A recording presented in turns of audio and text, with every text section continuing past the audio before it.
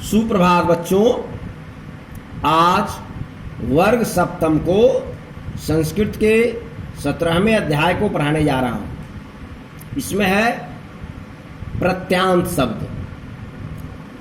हिंदी में तो कोई वर्ण लगाकर या कोई शब्द लगाकर प्रत्यय बनते थे, लेकिन यह संस्कृत है। संस्कृत में कुछ प्रमुख प्रत्यय के नाम हैं, जैसे अक्त प्रत्यय, अक्तवर्त प्रत्यय, अक्त्वा प्रत्यय, तुमुन प्रत्यय। तो उसी से जो धातु से प्रत्यय लगाने के बाद शब्द बने और उसके बाद उसका हिंदी रूपांतर मैं करके बता रहा हूँ। आप लोग इसे स्मरण करें, ध्यान दें किस प्रकार किस धातु में अक्त जैसे प्रत्यय लग जाएगा तो कौन सा रूप बनेगा और उसका क्या हिंदी अनुवाद होगा, मैं बता रहा हूँ।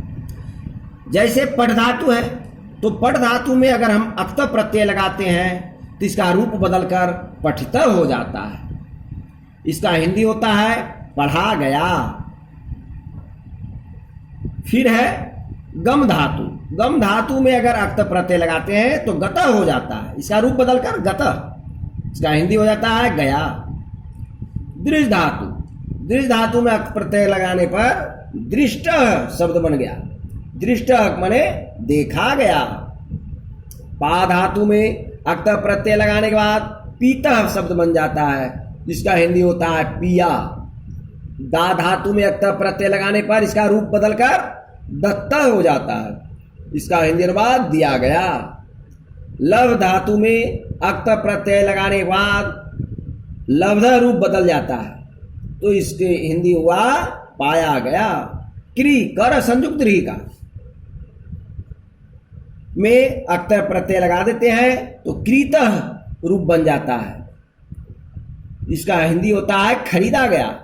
अस्था धातु। अस्था धातु में अक्त प्रत्यय लगाने के बाद स्थित हो जाता है, इसका हिंदी अनुवाद हो जाता है खड़ा किया गया। फिर देखिए क्री धातु।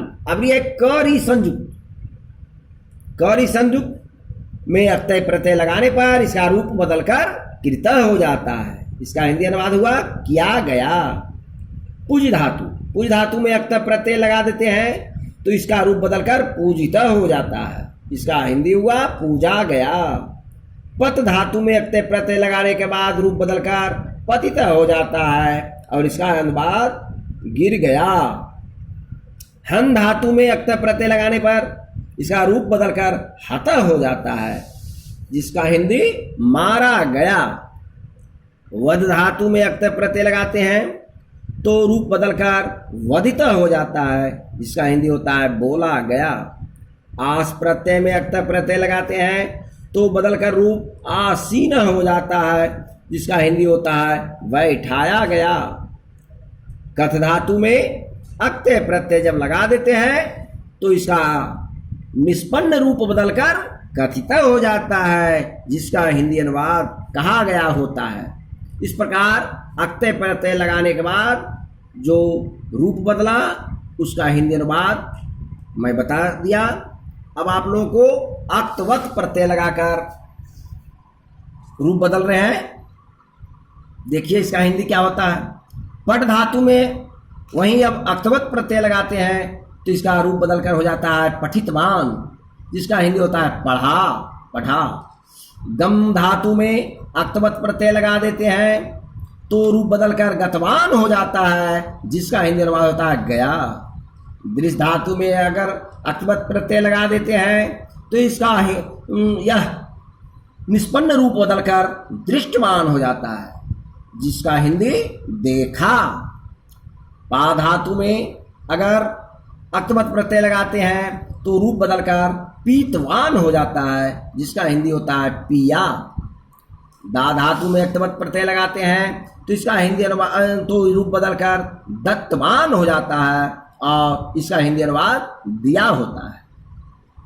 लव धातु में अक्तवत प्रत्यय लगाने पर रूप बदलकर लब्धवान हो जाता है, जिसका हिंदी अनुवाद पाया होता है।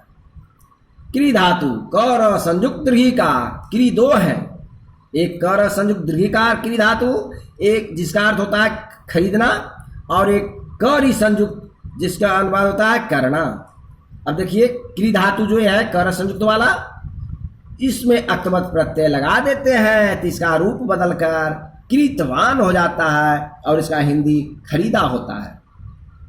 आस्था धातु में अगर अक्तवत प्रत्यय लगाते हैं तो रूप बदलकर स्थितवान हो जाता है और इसका हिंदी अनुवाद खड़ा हुआ हो जाता है। क्री धातु में अगर अक्तवत प्रत्यय लगाते हैं करी संयुक्त वाला में तो यह बनकर करी संयुक्त व कारण कृतवान रूप बदल जाता है और इसका हिंदी अनुवाद किया होता है।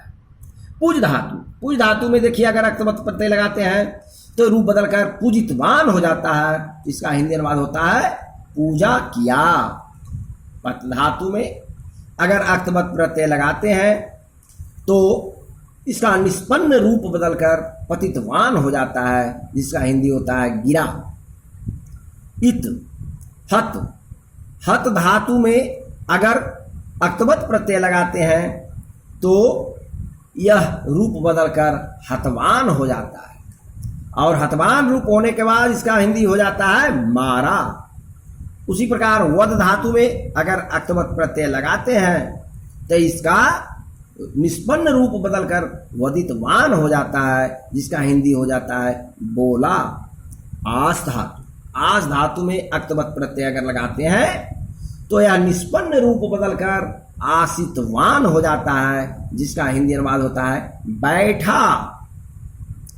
और देखिए कथ धातु, कथ धातु में अगर अक्तवत प्रत्यय लगाते हैं तो इसका निष्पन्न रूप बदलकर हो जाता है कथितवान और कथितवान का हिंदी होता है कहा।